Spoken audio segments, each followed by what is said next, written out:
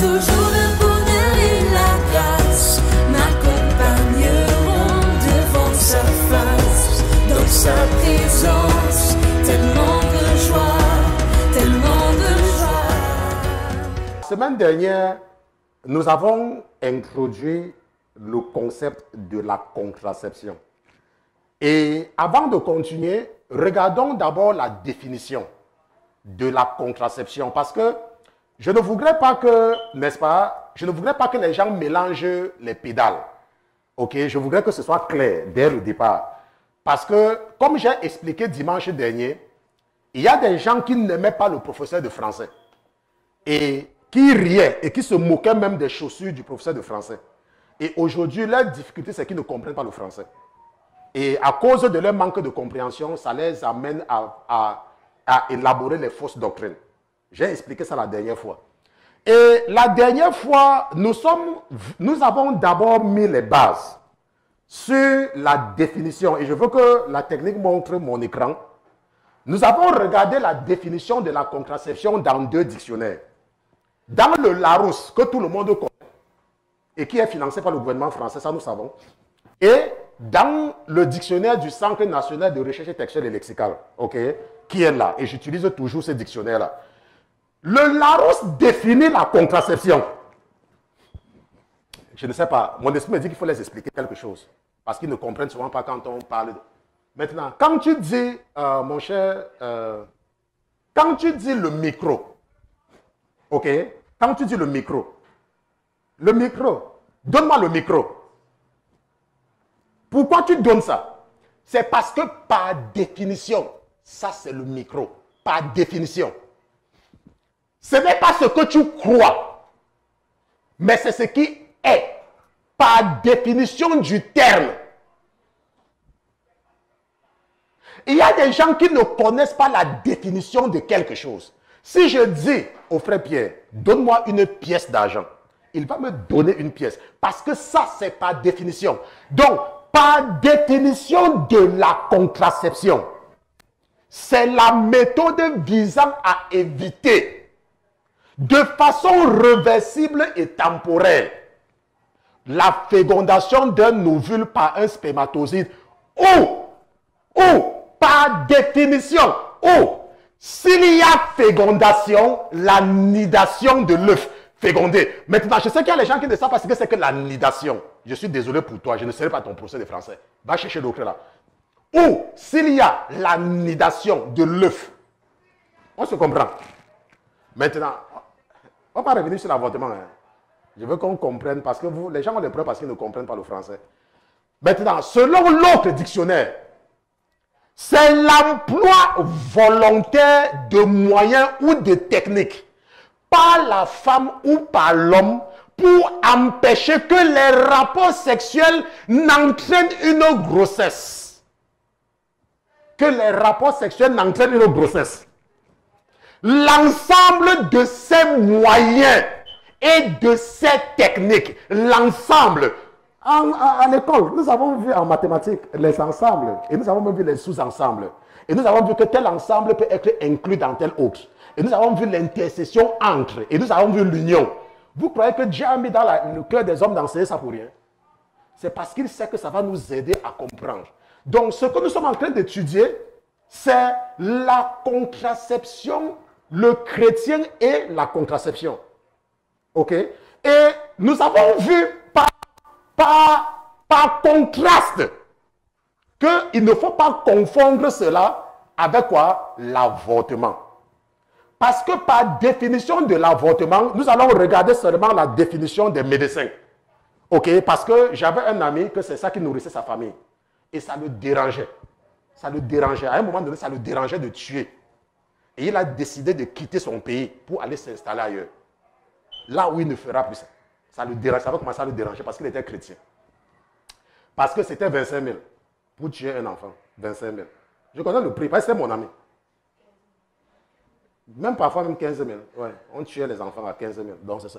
Maintenant, nous allons nous arrêter à la définition. Dans l'usage courant, le mot avortement est employé comme synonyme d'interruption volontaire de grossesse, tandis que l'expression fausse couche désigne un avortement spontané. Par ailleurs, on appelle l'avortement thérapeutique une interruption de grossesse provoquée pour des raisons médicales. Ça là, c'est différent. Ok, interruption prématurée de la grossesse. On parle de la grossesse, on parle de l'expulsion, de la conception, n'est-ce pas, manœuvre entraînant. Ça, nous ne parlons pas de ça. Ça, c'est un crime. Ça, c'est condamné par la Bible. C'est pour cela que le Dieu qui encourage l'avortement s'appelle Moloch. Quand vous lisez la Bible, vous entendez qu'il sacrifiait les enfants au feu. Ok, et ça continue jusqu'à présent. Avec cet abominable qui est à la Maison Blanche maintenant qui finance ça. Ok, c'est ça, Moloch. Lui, il aime les bébés. On sacrifie les bébés à Moloch. Et Dieu est contre ça. Ce n'est pas de ça que je parle. Parce qu'un chrétien ne va pas s'aventurer là-bas. Ok, mais le chrétien, nous sommes en train de voir la contraception. Maintenant, nous avons pris pour passage de base. Et le frère Pierre va s'arrêter avec ce passage avec nous. Ok, le livre de la Genèse. Genèse chapitre 38. Allons un peu là-bas, lire quelque chose. Genèse chapitre 38 avec le frère Pierre 2, n'est-ce pas? Nous avons les doubles ici, donc on fait la différence. Genèse chapitre 38, à partir du verset 1. Qu'est-ce que la Bible dit? Genèse chapitre 38, nous allons lire des versets 1 à 11. Ce n'est qu'un rappel. Genèse chapitre 38, verset 1. Oui. Il arriva qu'en ce temps-là, oui. Judas descendit avec ses frères et se retira vers un homme d'Adulam. Et se retira vers un homme d'Adulam nommé Ira. Et Judas y vit la fille d'un Cananéen nommé Shoa. Et il la prit et vint vers elle. Et elle conçut et enfanta un fils. Et il le nomma Er. Maintenant, regardez, la Bible dit que et il le nomma. Judas, sa femme a accouché et il le nomma Er. Continue. Et qu'est-ce qui s'est passé après? Et elle conçut encore. Enfanta un fils. Et maintenant, qu'est-ce qui se passe? Et elle le nomma Onan. Et elle le nomma. Donc, nous voyons qu'une femme peut donner le nom à un enfant, tout comme un homme peut donner le nom à un enfant. On se comprend? Parce qu'il y a les couples qui ont ces discussions stupides. Oh, c'est moi qui dois donner le nom. L'enfant va porter le nom de ma mère. Ma mère m'a soutenu. Mon père m'a soutenu. Tu sais ce que ma mère a fait pour moi? Tu sais ce que mon père a fait pour moi? Connerie. Ta mère est déjà vieille. Ton père est vieux. Vis ta vie avec ta femme. Quand mon fils est né, ma mère voulait donner le nom à mon fils. J'ai dit que ça veut dire quoi? Tu donnes le nom à mon fils, pourquoi? Quand je suis né, c'est moi qui ai donné le nom à... C'est moi qui ai donné mon... Je vais donner le nom à mon fils. Ça a créé les problèmes que ça a créé. J'ai dit que mais tu as fait ta vie, non? Verset 5. Elle enfanta encore un fils. Et elle enfanta encore un fils. Et elle fit quoi? Et elle le nomma Sheila. Et elle lui donna un nom. Cette fois-ci, c'est toujours elle, c'est toujours la mère qui donne le nom. Et plusieurs fois dans la Bible, nous voyons les femmes qui donnent le nom. Ça veut dire que si tu es une femme et ton fils est marié, et la femme de ton fils veut donner le nom à l'enfant, ne viens pas t'impliquer dedans. Laisse-les tranquilles. C'est même quelle cette histoire, c'est avec les mamans. C'est ton fils, mais il est marié. Laisse ton fils et sa femme décider du nom qu'ils vont donner à leur enfant. Toi, tu avais eu l'occasion. Si ton mari te dominait trop, c'est ton problème. Verset 6. Et Judas prit une femme pour elle. Son premier-né, elle s'appelait Tamar. Et elle s'appelait Tamar. Tamar, c'est un personnage biblique qui est très réputé. Vous allez voir qu'il y a des pasteurs qui peuvent enseigner sur Tamar pendant 1 an. Donc Tamar, comme vous voyez, c'est ce que nous sommes en train d'étudier par rapport à Tamar. Il y a des gens qui enseignent sur Tamar 1 an. Seulement ce qu'on peut développer sur Tamar. Parce que c'est une histoire spirituelle très, très importante. Cette femme-ci a été utilisée de façon très puissante par le Saint-Esprit. Ce n'est pas parce que vous n'avez pas encore la compréhension pour comprendre l'histoire de Tamar. Nous allons peut-être revenir là-dessus avec le temps, ok? Maintenant, qu'est-ce que le verset 7 dit? Mais premier-né de Judas, oui, fut méchant aux yeux de l'Éternel. Et l'Éternel le fit mourir. Alors Judas dit à Onan, viens vers la femme de ton frère. Prends-la comme beau-frère et suscite une postérité à ton frère. Oui. Mais Onan savait que cette postérité ne serait pas à lui. Oui. Et quand il venait vers la femme de son frère, oui, il se souillait afin de ne point donner de postérité à son frère. C'est ça, son frère, oui. Et ce qu'il faisait déplut à l'Éternel. Et il le fit mourir aussi. Je pense que c'est jusqu'au verset 11. Oui.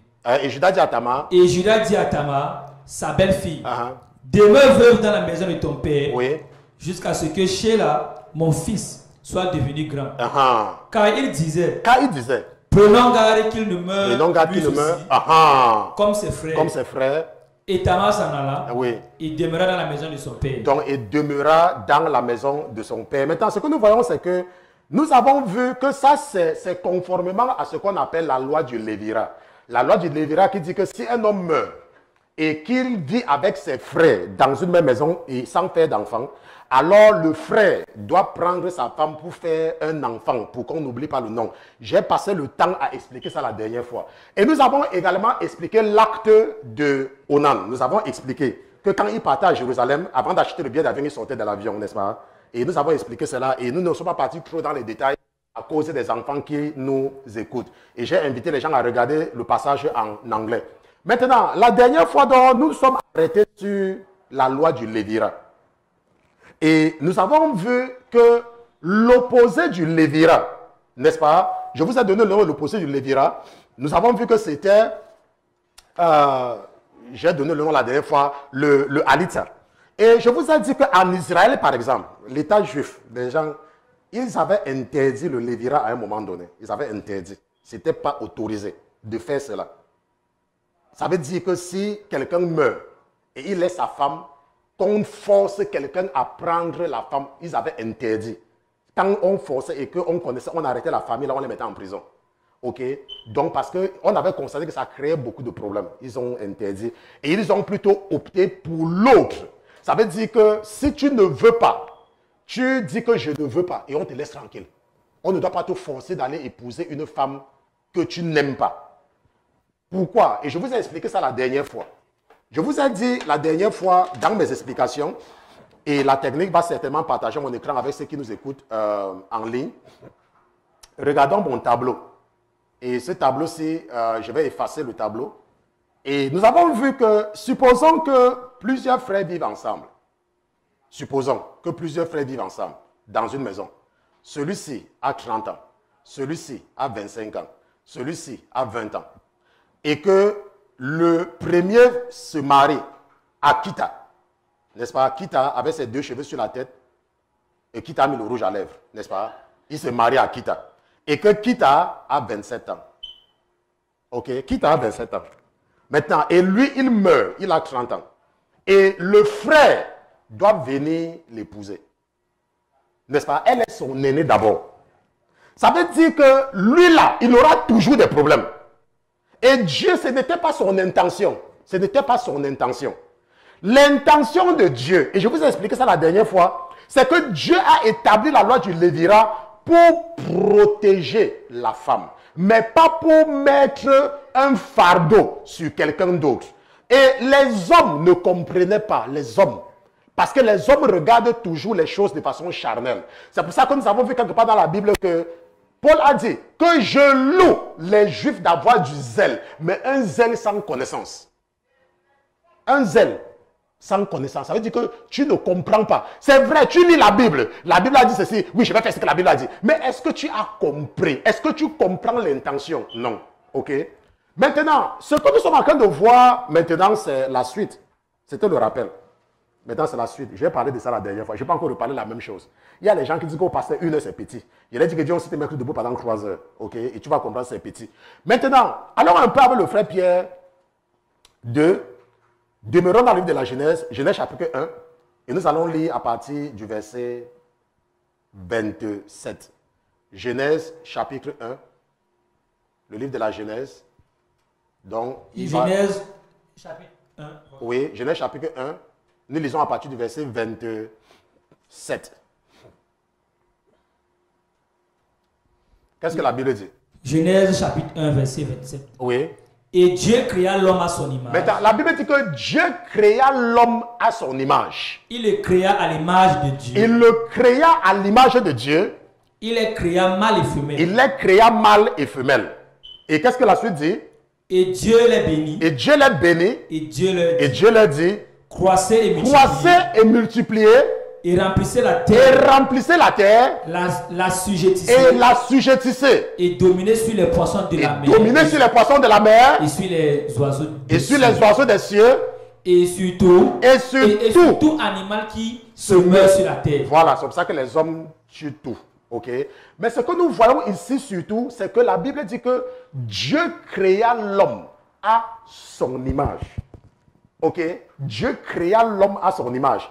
Maintenant, une chose qui nous intéresse ici, là, n'est-ce pas? C'est que nous devons nous poser une question simple. C'est que comment est-ce que Adam et Ève avaient été faits? Comment? Parce que la Bible dit que Dieu les créa, hommes et femmes. Comment est-ce que Dieu les avait créés? Maintenant, la Bible nous donne la réponse. Et le frère Pierre va nous lire la réponse dans Genèse chapitre 2, verset 15. Comment est-ce que Dieu les avait fait? Comment? Genèse chapitre 2, à partir du verset 15. Qu'est-ce que la Bible dit?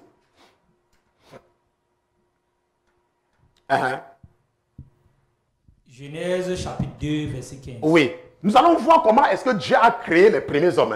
Regardons un peu. Il dit quoi? L'Éternel Dieu prit donc l'homme, oui, et le plaça dans le jardin d'Éden. Oui. Pour le cultiver et pour le garder. Et pour le garder, oui. Et l'Éternel Dieu commanda à l'homme en disant, tu peux manger librement de tout arbre du jardin. De tout. Mais quant à l'arbre de la connaissance du bien et du mal, tu n'en mangeras point. Oui. Car au jour où tu en mangeras, certainement tu mourras. Tu mourras. Mais ce n'est pas ça. La raison pour laquelle je fais ça, parce que je veux que vous regardiez le contexte. Maintenant, qu'est-ce que la Bible dit? Et l'Éternel Dieu dit. Et l'Éternel Dieu dit. Oui. Il n'est pas bon que l'homme soit seul. Il n'est pas bon que l'homme soit seul. Je lui ferai une aire semblable à lui. Semblable à lui. Maintenant, et l'Éternel fait comment? Et l'Éternel Dieu forma de la terre tous les animaux des champs. Format de la terre. Et je vous ai expliqué plusieurs fois, quand vous lisez la Bible, que les hommes et les animaux ont été faits le même jour. Le même jour qu'ils ont été faits. Et c'est pour ça que nous voyons les gens qui se comportent comme les animaux. Non? Il y a les hommes qui sont seulement les hommes parce qu'ils marchent. Mais dans la tête, là, leur tête s'est remplie de couscous avec le placalé et le bankou dans leur tête. Ils ne réfléchissent pas. Ok? Et l'Éternel Dieu forma de la terre tous les animaux, oui. Et l'Éternel Dieu forma de la terre tous les animaux des champs et tous les oiseaux des cieux. Oui. Et il les fit venir vers Adam pour voir comment il les nommerait. Oui.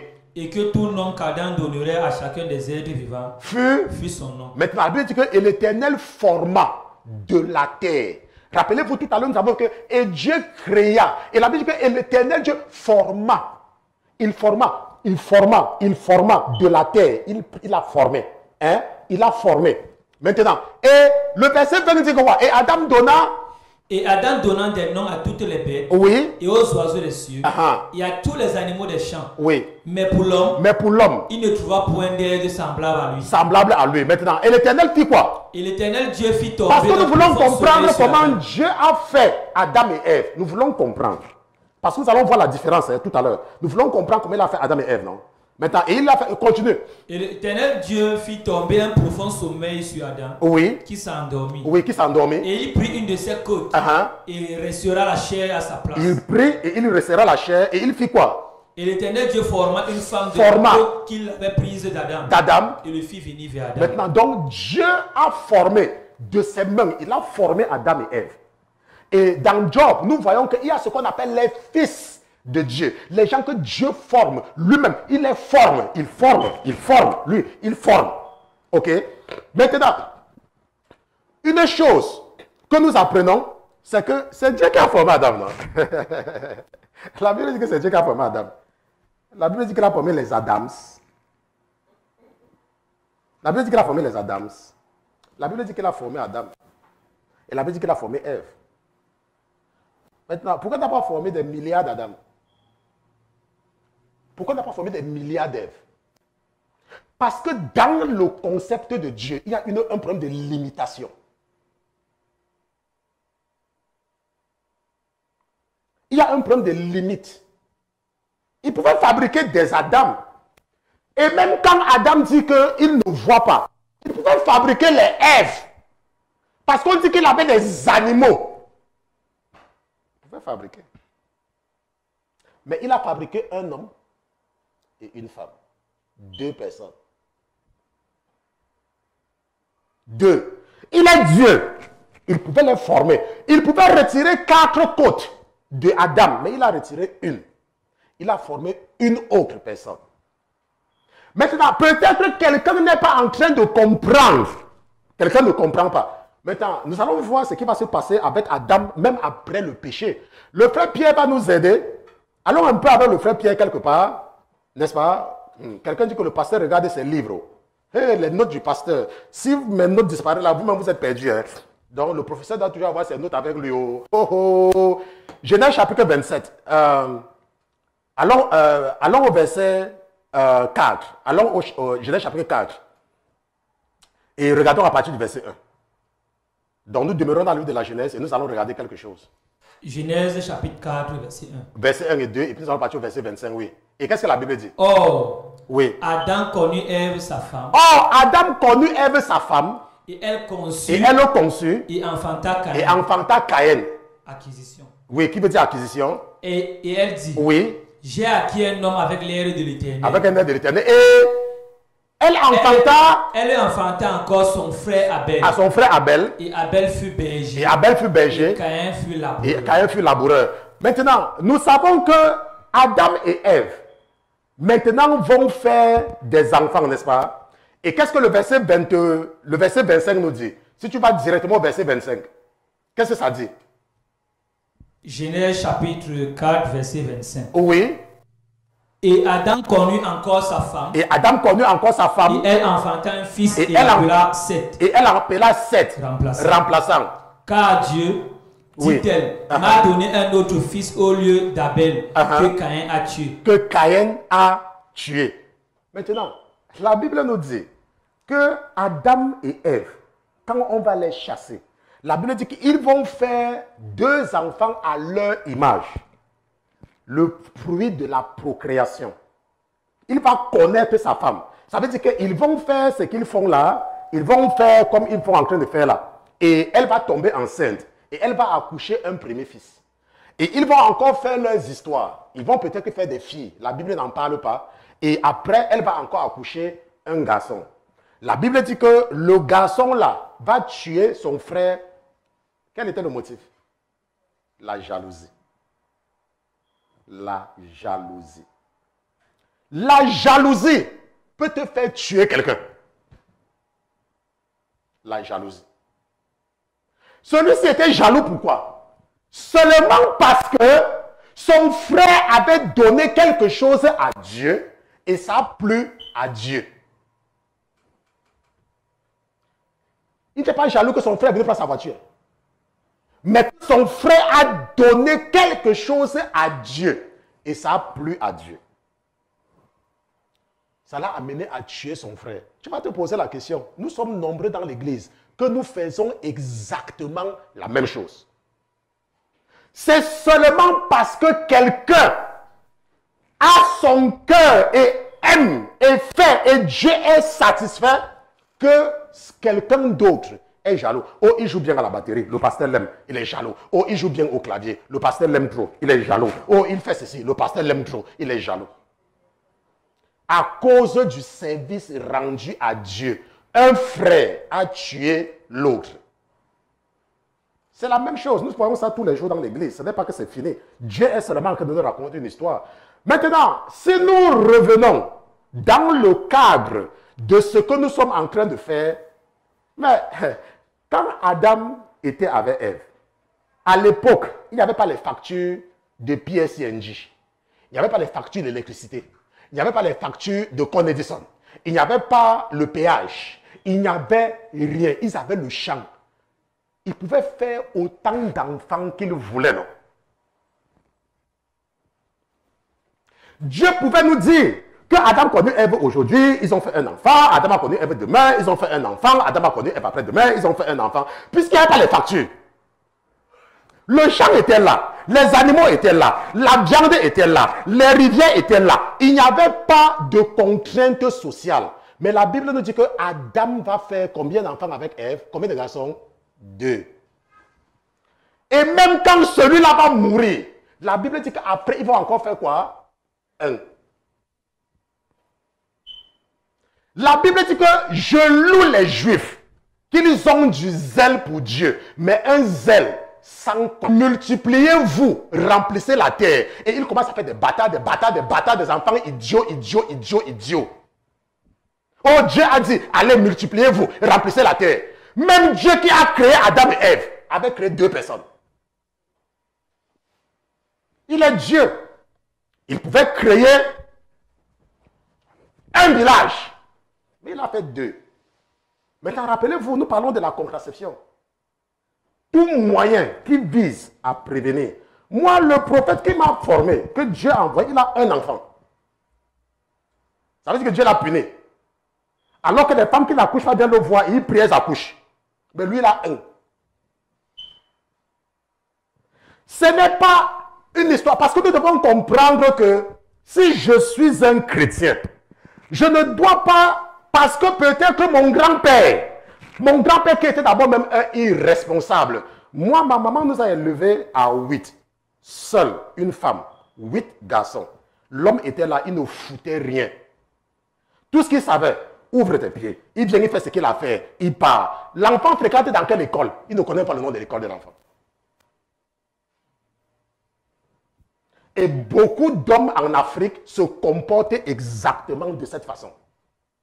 Regardez les sociétés dans lesquelles nous sommes, chez les Blancs. Ils font les écoles. Mais nous fuyons pourtant nos pays pour venir chez eux.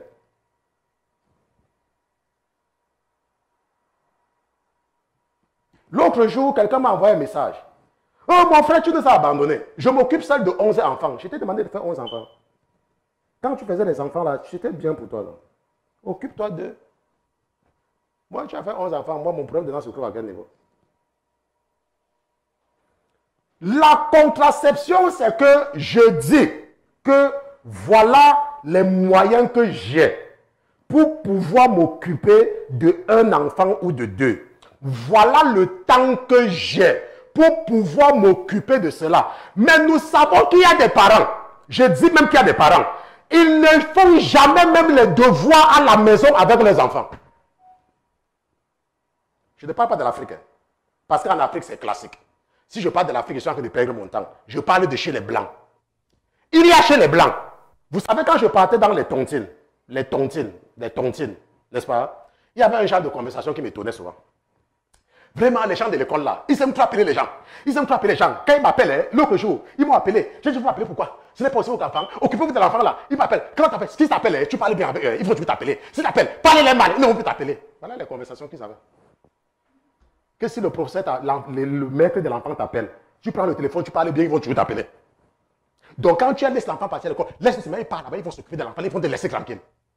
Laisse-moi te dire, ils vont laisser ton enfant tranquille. Même le jour qu'il va commencer à marcher avec un enfant qui prend la drogue, on ne va toujours pas t'appeler. Parce qu'il t'avait appelé, tu les as montré que tu ne veux pas qu'on t'appelle. Oh, s'ils veulent leur paix, quand on a fait quelque chose, le punit seulement, on le laisse tranquille. Moi, depuis que je suis arrivé aux États-Unis, voilà mon fils, il faut lui demander. On joue souvent, je joue souvent avec lui, l'un de mes fils. Je connais le nom de son enseignant de kindergarten. Le voilà, il est là. Parfois, on joue, parfois, il oublie. Je lui dis qui était mon professeur de kindergarten. Elle me dit, oh, who was that? Elle me dit que Miss, je dis que no, it wasn't him. Je connais les noms des enseignants de mes enfants. Dans mon téléphone, c'est là. Je mets le téléphone. Mais il y a des parents. Je dis qu'il y a des parents en Amérique. Tu leur demandes que ton fils va dans quelle école. Je vous assure, ils ne connaissent pas le nom de l'école. Ils connaissent la direction qui va à l'école, mais demandent le nom.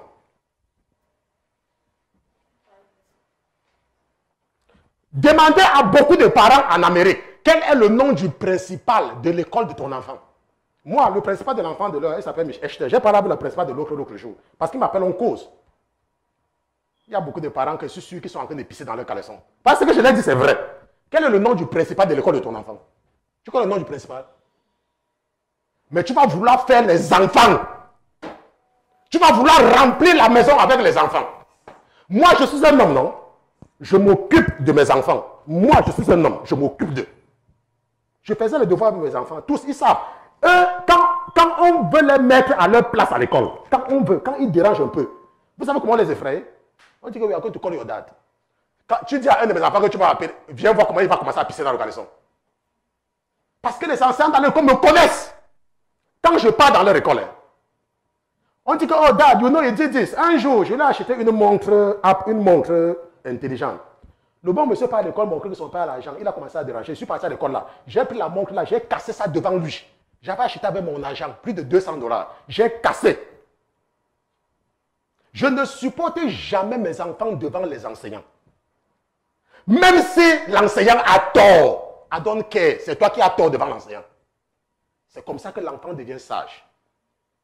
Le principe de la limitation de naissance, c'est parce que Dieu veut que nous soyons des parents responsables. Pas des gens qui pensent que la femme est seulement la truie. Ou la truie, c'est la truie qui fait beaucoup d'enfants, non? Ou la chienne. Non, entre les deux qui fait plus d'enfants. La vache ou bien la truie ou le chien. La chienne qui fait beaucoup plus d'enfants. La truie. La truie qui fait plus d'enfants, n'est-ce pas? Le porc, oui, c'est ce qu'on dit, la femme du porc. Oui. Dieu pouvait bien faire beaucoup de Adam. Dieu pouvait bien faire beaucoup de Ève. Mais il a fait deux. Même quand Adam a connu Ève, sa femme, la Bible dit qu'ils ont fait Caïn. Il a fait Caïn et Abel. Et même après la mort de Abel, la Bible dit qu'ils ont encore fait 1, 7. Est-ce qu'ils avaient des factures? Il n'y avait pas de factures à l'époque. Donc c'est une question de responsabilité. Dieu pouvait bien faire beaucoup. Maintenant, nous allons maintenant regarder dans la Bible les femmes de Dieu. Nous allons tous regarder dans la Bible maintenant. Les femmes de Dieu. Ok, les femmes. Je ne parle pas de, je parle des femmes de Dieu. Maintenant, dans la Bible nous parle de 7 femmes stériles. Si vous lisez la Bible, c'est entre 6 et 7, mais je pense que c'est 7, je répéterai 7. 7 étant le nombre de Dieu. La Bible nous parle de Rebecca, la femme d'Isaac, n'est-ce pas? Nous allons le cas d'Isaac. Genèse chapitre 11, verset 29. Parce que nous demeurons dans le livre de la Genèse. Genèse chapitre 11. Nous lisons à partir du verset 29. Genèse chapitre 11, verset 29. L'Esprit me dit qu'il faut le dire. Demandez à mon épouse, demandez-lui. Demandez-lui si ce que je vous dis là, ce n'est pas vrai. Moi, quand on m'appelle, c'est moi qu'on appelle, je suis l'homme. Moi, c'est moi, je remplis les papiers de mes enfants, je fais tout, je m'assure. Je m'assure que quand l'école commence, oh, tu as un nouveau professeur de maths cette année. Oh, your math teacher last year was this. No, you have a new math teacher. Oh, now you're ELA teacher. Oh, après mes enfants, on s'amuse comme ça. Et ils voient que tu es impliqué. Quand on punit un à l'école, je reçois le coup de fil. Quand j'arrive à la maison le soir, on m'a dit qu'on t'a puni. Tu avais fait quoi toi, tonton? Il m'a dit que non, on m'a puni parce que machin truc. J'ai dit ok, il faut que tu saches qu'on m'appelle à chaque fois. Donc, vous voyez que quand vous êtes impliqué, et les statistiques ont montré aux États-Unis que les enfants qui réussissent le plus, ce sont les enfants dont les pères sont impliqués dans l'éducation. Selon les statistiques du ministère de l'Éducation. Aux États-Unis, les enfants dont les pères sont impliqués. C'est pour ça qu'aux États-Unis, ils ont trouvé ce qu'on appelle le jour pour encourager les pères pour venir prendre l'enfant à l'école. Parce que beaucoup de pères, surtout les Noirs américains, vous les voyez, les Noirs américains, nos cousins, ce sont nos cousins. On est venu les prendre et partir avec. N'est-ce pas? Ils font l'enfant ici, ils font l'enfant ici, l'homme paille, papa. C'est pour ça qu'ils passent du temps à fumer la drogue. Puisqu'on ne connaît pas qui est le père. On ne connaît pas. Puisque le père n'est pas là pour imposer cette autorité-là. Maintenant, Genèse chapitre 11, verset 29. Et Abraham et Nachor. Genèse 11, verset 29. Oui. Et Abraham et Nachor prirent des femmes. Prirent des femmes. Le nom de la femme d'Abraham était Sarai. Le nom de la femme d'Abraham était Sarai. Et le nom de la femme de Nachor était Milka. Milka. Fille de Haran. Fille de Haran. Père de Milka et père de Jiska. De Jiska, je ne vais pas m'attarder là-bas. Ce que je veux voir ici, c'est ce qu'on nous montre ici au verset 30. Mais Sarai était stérile. Mais Sarai était stérile. Elle n'avait point d'enfant. Elle n'avait point d'enfant. Maintenant, nous savons que Sarai, c'était la femme de qui? La femme d'Abraham. Pourquoi Dieu a fait qu'elle n'accouche pas? Comme accoucher, c'est le seul critère qui peut maintenir un homme avec une femme, n'est-ce pas? Pourquoi elle n'accouche pas? La Bible dit que Sarah était stérile. Et nous savons tous, parce que nous avons lu la Bible, que même quand Dieu va décider de donner un enfant à Sarah, ça ne sera pas l'école maternelle, ça sera un enfant. Nous savons que quand Sarah va recevoir la visite de l'Éternel, l'Éternel va dire que je reviendrai l'année prochaine et tu auras un fils. Et nous savons qui est ce fils-là, Isaac. Et Sarah n'a plus accouché. Donc Dieu et Abraham, Dieu n'aimait pas Abraham avec Sarah, en leur donnant un seul enfant. Dieu ne les aimait pas. Un enfant. Maintenant, regardons un peu le cas Parce que nous allons regarder les femmes qui sont stériles dans la Bible. Genèse chapitre 25, verset 20. Genèse chapitre 25, verset 20. J'étais en train de demander à l'esprit, mais pourquoi est-ce que je suis en train de donner tous ces exemples? On dit qu'on va t'expliquer pourquoi après. Genèse chapitre 25. Genèse chapitre 25, oui, verset 20. Et Isaac était âgé de 40 ans. La Bible dit que Isaac, quand je lisais ça, on m'a arrêté. Quand je lisais la partie, on m'a arrêté. Quand je lisais, parce que j'étais en train de regarder les femmes stériles de la Bible, quand je préparais, quand je suis arrivé ici, on a dit arrête-toi un peu. Tu pars où? J'ai dit que mais je suis en train de regarder, on dit que non, arrête-toi. Tu pars trop vite, tu pars trop vite. Arrête-toi. Quelqu'un dit au frère Pierre, arrête-toi. Non, pas l'autre frère Pierre. Quelqu'un dit, oh frère Pierre, arrête-toi. Le frère Emmanuel n'a pas parlé. Le frère Emmanuel dit, frère Pierre, arrête-toi. Arrête-toi, arrête-toi là-bas. Bon, maintenant, lisons bien. Vous savez que je suis un enseignant. On fait l'enseignement dans le monde avant de nous former enseignants de la Bible. Maintenant, regardons un peu ce que le passage dit. On va lire tous. Tonton Pierre, prenons le micro. Je veux qu'on lise la partie ici tous ensemble. Parce qu'il y a les hommes africains. Ah. Tous. Ok. Où est l'autre micro? L'autre micro, oh, non, c'est ici, c'est ici, c'est ici. Je veux qu'on lise la partie là tous. D'où le monde, on va lire tous. On lit tous. Voilà. Le pasteur prend aussi. Maintenant, Genèse chapitre 25, verset 20. Maintenant, lisons tous ensemble. Genèse chapitre 25, verset 20. Et Isaac était âgé de 40 ans quand il épousa Rebecca. Vous connaissez pourquoi les hommes africains ne savent pas dire je t'aime à une femme? Vous savez que les hommes africains ne disent pas je t'aime, non? Les hommes africains. Ton mari t'avait dit je t'aime un jour. Voilà. Non, je vous dis la vérité. Vous savez, est-ce que vous savez? Est-ce que les hommes africains disent aux femmes qu'ils les aiment? Parce que c'est la vérité. Hein? Ce n'est pas le mensonge, c'est vrai. Vous savez que Dieu nous raconte seulement quelque chose en nous-mêmes, n'est-ce pas? Vous savez que la Bible nous dit que Isaac était âgé de 40 ans quand il s'est marié. Mais en Afrique, quand quelqu'un a 30 ans, il estime qu'il est temps pour lui de se marier. Et il est même en retard. Que c'est même la perte de temps. Que non, il faut qu'il se marie vite, vite. Il est déjà vieux. La mère met la pression, l'oncle met la pression, la femme met la pression, machin met la pression. En Afrique, pour les femmes, c'est grave. Quand une fille a 20 ans, c'est la catastrophe. Il faut seulement qu'elle se marie. Elle doit se marier. Elle doit se marier. Elle doit se marier. Oh, où est l'homme? Toi aussi, il n'y a pas un homme. Il n'y a pas un homme. Il n'y a pas un homme. Maintenant, quelle est la conséquence du fait qu'en Afrique, on se marie sous la pression sociale? Quelle est la conséquence? La conséquence, c'est que les hommes africains ne se marient pas par amour. Et les femmes africaines ne se marient pas par amour. Elles se marient sous la contrainte sociale. C'est pour cela qu'il n'y a pas amour. Et c'est pour ça que c'est difficile que je t'aime sorte de la bouche. Parce que le mot je t'aime, ça vient du cœur. Le mot je t'aime, ça vient du cœur.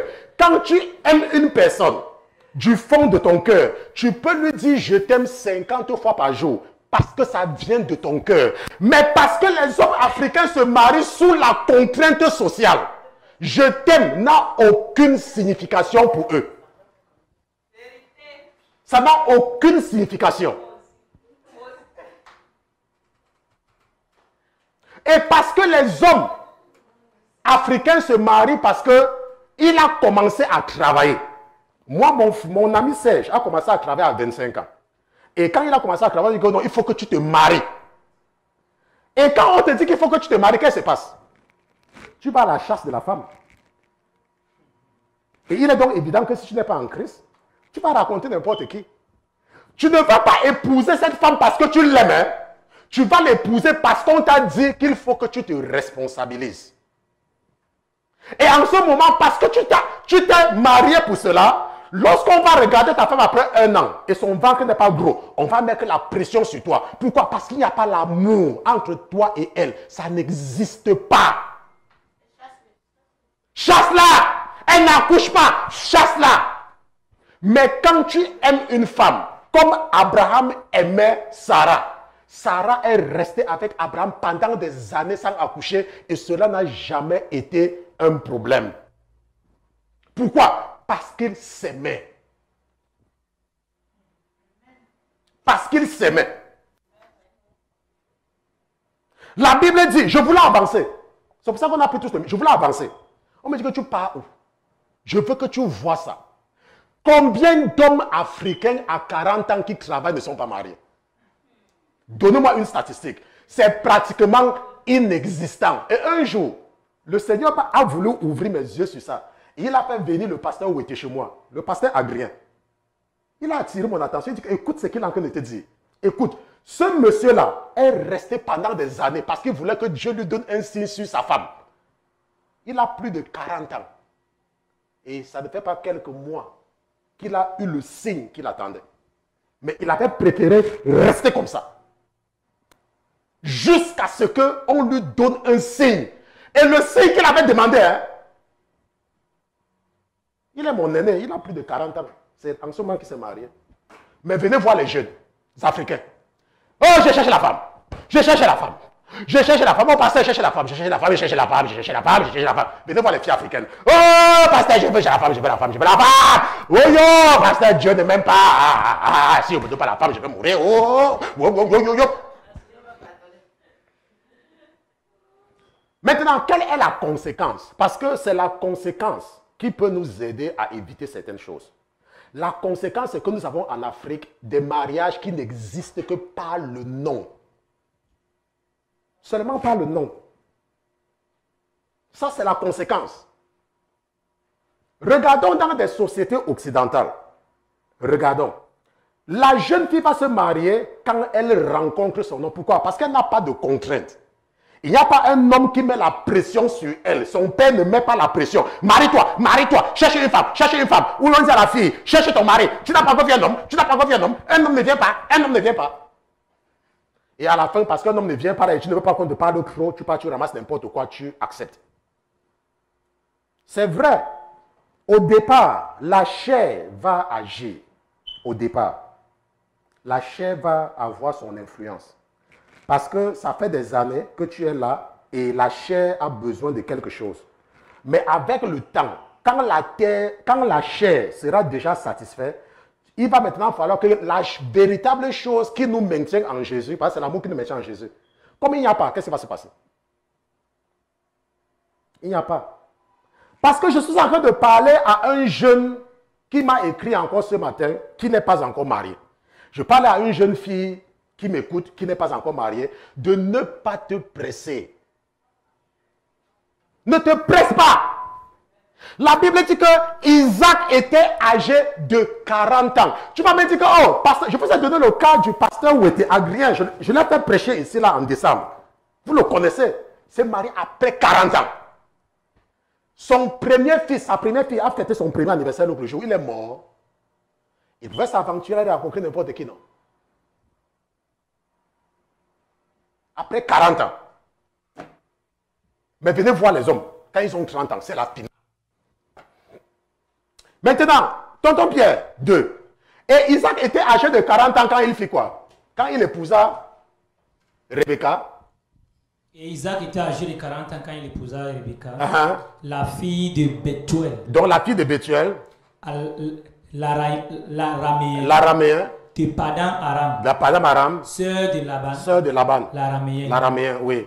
Et Isaac pria instamment l'Éternel pour sa femme. Et Isaac pria chaque jour l'Éternel pour sa femme. Et qu'est-ce qui s'est passé? Car elle était stérile. Et l'Éternel fut fléchi par ses prières. Et Rebecca, sa femme conçut. Maintenant, nous savons que Isaac, c'est l'héritier légitime. Parce que la Bible dit que en Isaac, c'est ce que Dieu dit à Abraham, que Ismaël ne sera pas, parce que c'est en Isaac. Mais ce Isaac-là a pris une femme, et sa femme n'accouchait pas. Dieu n'était pas avec lui. Dieu n'était pas avec lui. Oh, pasteur, tu as prié pour moi plusieurs fois, je n'ai pas accouché. Je n'accouche pas. Oh, pasteur, je n'accouche pas. Dieu n'est pas avec moi, je n'accouche pas. Isaac. l'héritier légitime de l'ami de Dieu. La Bible dit que sa femme était stérile. Et Isaac va prier. La Bible dit qu'il va prier tous les jours. Et Dieu va se laisser fléchir. Maintenant, pourquoi est-ce que Dieu fait ça? Il veut nous raconter quelque chose. Il veut nous raconter que c'est lui. Que c'est lui. Regardons un autre cas. Genèse chapitre 29. Non, leçon 29. Ça, c'est la troisième femme stérile, Rachel. On parle beaucoup d'elle. Ne parlons pas d'elle beaucoup. Allons regarder le cas des parents de Samson. Non, je vais passer à Samuel. Samuel, les gens connaissent. On saute Samuel. Allons dans Juge. On va regarder la mère de Samson. Juge chapitre 13, verset 2. Juge, nous lisons le livre des Juges. C'est l'un des livres les plus importants, n'est-ce pas, dans la Bible. Juge chapitre 13. Juge 13, verset 2. Verset 2. Or, il y avait un homme. Or, il y avait un homme de Tsora. D'une famille de Dani. Donc, c'était dans la tribu de Dan. Dont le nom était Manoah. Dont le nom était Manoah. Et sa femme était stérile. Et sa femme était stérile et n'avait pas d'enfant. Et qu'est-ce qui va se passer? Et un ange de l'Éternel apparut à cette femme. Maintenant, tu as vu un ange. Tu as vu un ange. Tu sais même ce que c'est un ange. Cette femme, c'était une bonne femme. Une femme pieuse. Une femme qui avait la crainte de Dieu. La Bible dit qu'un ange, tu as vu un ange. L'ange n'apparaît pas à n'importe qui. Mais la Bible dit que quoi?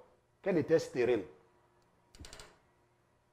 Mais un ange, je suis persuadé qu'il y a quelqu'un qui m'écoute. Tu n'as pas d'enfant. Et tu te dis que comme tu n'as pas d'enfant, ça veut dire que Dieu n'est pas avec toi. Et l'ennemi est même en train de te tromper pour te détourner. Je parle à quelqu'un, tu m'écoutes, je te connais, je te connais, on te met dans mon esprit. Et l'ange de l'Éternel apparut à cette femme et lui dit, c'est le verset 3. Et un ange de l'Éternel apparut à cette femme et lui dit, voici, tu es stérile. Voici, tu es stérile. Dieu sait. Ça n'a rien à voir avec les sorciers. Dieu sait. Voici, tu es stérile. Un ange de l'Éternel a dit à cette femme, voici, tu es stérile. Oh, it's the devil. It's the devil. Il y a une catégorie de chrétiens. Quand j'entends leur langage changer, c'est que ça les a pris, que l'esprit les a attrapés. Quand que je les arrive, it's the devil. It's the devil. Ça veut dire que Dieu ne peut rien faire dans la vie de quelqu'un. Tout ce qui arrive dans ta vie qui n'est pas bien, c'est le diable. Oh, c'est le diable. It's the devil. It's the devil. Comme ça ne soit pas bien en français. Les gens là, même quand ils ne connaissent pas l'anglais, ils vont apprendre l'anglais seulement pour la partie it's the devil là. Voilà, tu es stérile et tu n'as pas d'enfant, mais tu concevras et tu enfanteras un fils. Maintenant, tu es stérile. Maintenant, tu concevras et tu vas faire l'école maternelle. Oui, tu vas faire l'école maternelle. Tu vas faire des enfants. Un ange. Et ça, c'est la mère de Samson. Et nous n'avons aucun autre endroit dans la Bible où on nous dit que Samson avait un frère ou une sœur. Cette femme-là, cette famille pieuse a reçu la visitation et ils ont fait un enfant. Regardons le cas de Jean-Baptiste. On peut s'arrêter sur le cas de la femme sunamite, qui est aussi une des femmes stériles dans la Bible, mais nous allons regarder le cas de Jean-Baptiste. Luc chapitre 1. Parce que quelqu'un va dire, mais pasteur Christian, vous parlez seulement de l'Ancien Testament. Mais pasteur Christian, je me rappelle au début de mon ministère, il y a quelqu'un qui avait osé venir me dire ça. Oh, pasteur, vous enseignez seulement dans l'Ancien Testament. J'ai dit, ok, comme il n'y a que l'Ancien Testament, allons dans le Nouveau Testament. Luc chapitre 1. Comprendre même l'Ancien Testament, c'est un don. Luc chapitre 1. Lisons à partir du verset 5. Qu'est-ce que la Bible dit? Hop. Luc chapitre 1, verset 5. Verset 5, oui. Au temps d'Hérode, roi de Judée, il y avait un sacrificateur nommé Zacharie. Oui, Zacharie. Du rang d'Abia. Oui. Sa femme était de la race d'Aaron et elle s'appelait Élisabeth. Ok, elle s'appelait Élisabeth. Et ils étaient tous deux justes devant Dieu. La Bible dit qu'ils étaient tous deux justes devant Dieu. Et ils suivaient tous les commandements et toutes les ordonnances du Seigneur. Oui. D'une manière irréprochable. D'une manière irréprochable. Il n'avait point d'enfant. La Bible dit qu'il n'avait point d'enfant. La Bible dit que c'était des gens justes. Mais il n'avait point d'enfant. Il n'avait pas d'enfant. Mais la Bible dit que c'était juste. Juste. Il n'avait pas d'enfant. Mais il y a une femme qui m'écoute. Tu ne laisses pas dormir ta belle-fille parce qu'elle n'accouche pas. Tu mets la pression sur ton fils. Oh, chasse-la! Chasse-la! Elle est dans une famille de sorciers. Elle est dans une famille de sorciers. Chasse-la! Chasse-la! Dans les familles, les gens n'accouchent pas. Les gens n'accouchent pas. Chasse-la, chasse-la, chasse-la, chasse-la. Zacharie, c'est le père de Jean-Baptiste. Sa mère, Élisabeth, la cousine de Marie. La Bible dit qu'ils étaient justes. Ils n'avaient pas d'enfant. Le verset 7 dit que quoi? Ils n'avaient pas d'enfant parce que... Verset 7. Ils n'avaient pas d'enfant. Oui. Parce que Élisabeth était stérile. Élisabeth était stérile. Et qu'ils étaient tous deux avancés. Et ils étaient tous deux avancés en âge. Ils étaient tous deux avancés en âge. Et sa femme était stérile. Maintenant, revenons maintenant sur la définition de la contraception. Je vais partager mon écran avec vous. Parce que nous n'avons pas vu tout ça pour rien. Nous avons vu tout ça pour voir quelque chose. Maintenant, par définition, le Larousse définit la contraception comme une méthode visant à éviter, de façon réversible et temporaire, la fécondation. Tu veux éviter seulement. Maintenant, qu'est-ce qui peut te pousser à éviter? Qu'est-ce qui peut te pousser? Il y a des gens, comme le prophète, je vous ai dit comme le prophète. Le prophète, il a une seule fille. N'est-ce pas? Une seule fille, je la connais, une seule fille. Si elle appelle, elle va prendre. Elle m'appelle souvent, je ne prends pas le téléphone. Moi, j'ai aussi, mes enfants sont limités. N'est-ce pas? Il y a des gens qui n'ont pas, des pasteurs qui n'ont pas d'enfants. Maintenant, c'est que Dieu peut déposer dans le cœur d'une personne de ne plus faire d'enfants. Il dépose. C'est bien, il met dans ton cœur. Maintenant, lorsque nous avons regardé le cas de Onan, nous avons tous compris que quand Onan allait vers sa soeur, vers sa belle-sœur, avant d'acheter le billet d'avion, il quittait l'aéroport. Ok? Nous avons vu cela. Il quittait l'aéroport avant d'aller à Jérusalem. Et parce qu'il quittait l'aéroport, la Bible dit que ce qu'il avait fait n'avait pas plu. Mais maintenant, nous savons que Dieu ne l'a pas tué parce qu'il avait refusé de prendre le billet d'avion. C'est parce qu'il ne voulait pas. Parce qu'il ne voulait pas faire quoi? Faire un enfant. Maintenant, et vous allez maintenant voir que dans certaines églises, comme je vous dis, les gens qui ne comprennent pas le français. J'ai dit à quelqu'un l'autre jour que par exemple, comme ce ministère, non, c'est ma fille, je parlais à ma fille hier. Nous sommes un ministère international. Ça veut dire que nous n'opérons pas dans un village. Nous opérons dans des continents. La première partie de cet enseignement, par exemple, que j'ai fait la semaine dernière, est à plus de 700 vues sur la contraception, n'est-ce pas? Et nous sommes combien ici? Ça veut dire que nous ne sommes pas un ministère de village. Ça veut dire quoi? Ça veut dire que notre mode opératoire, ce n'est pas comme les églises fonctionnent dans des villages.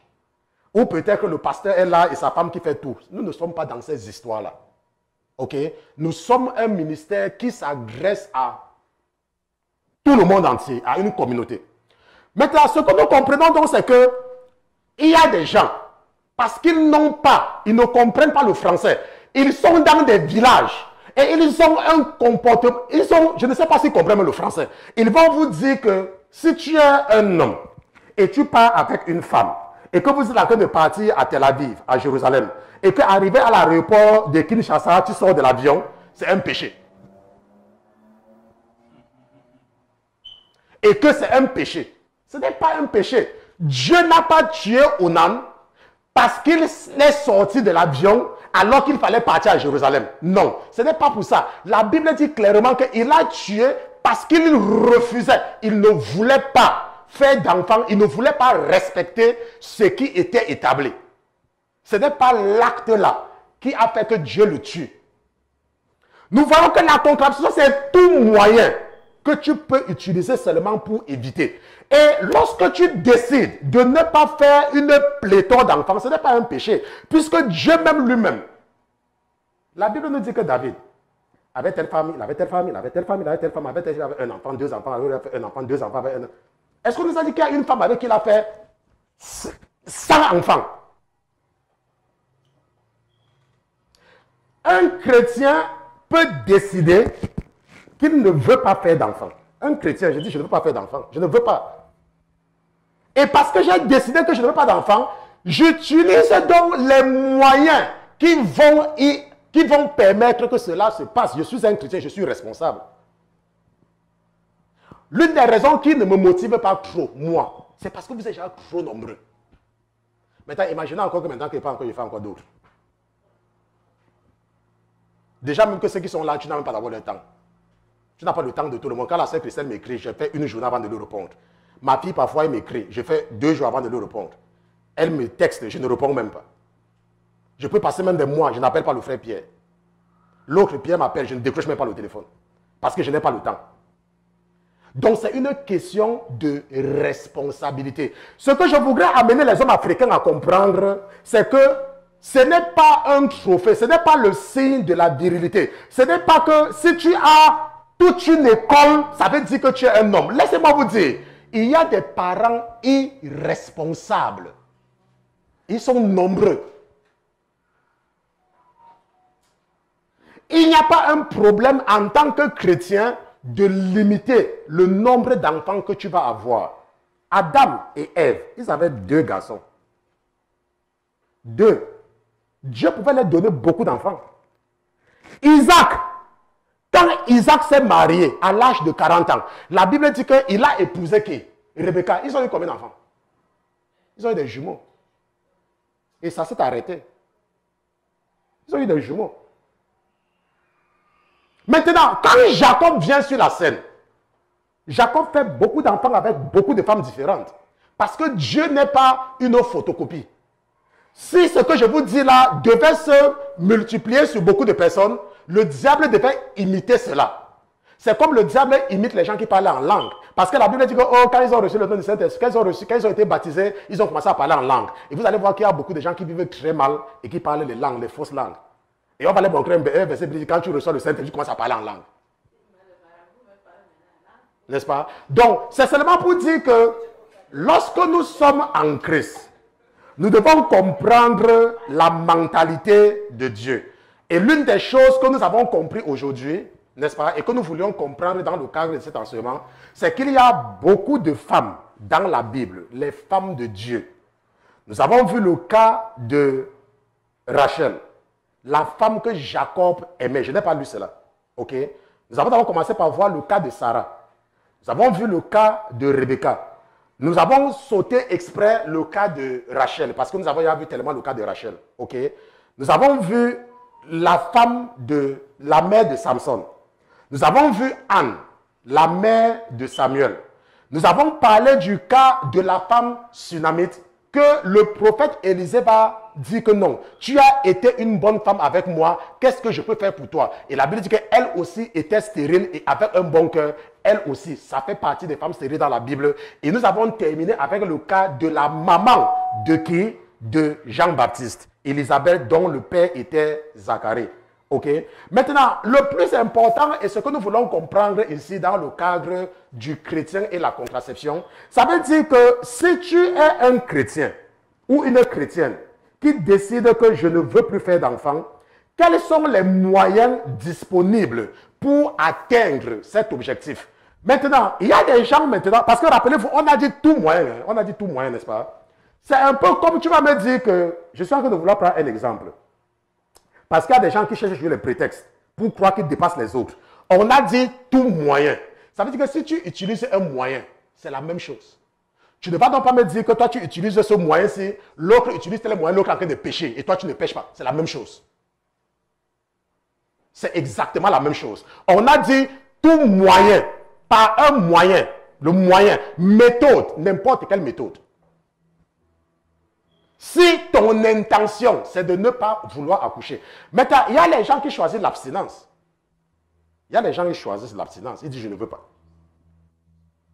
Il y a des gens qui disent que ok, je vais aller à l'hôpital.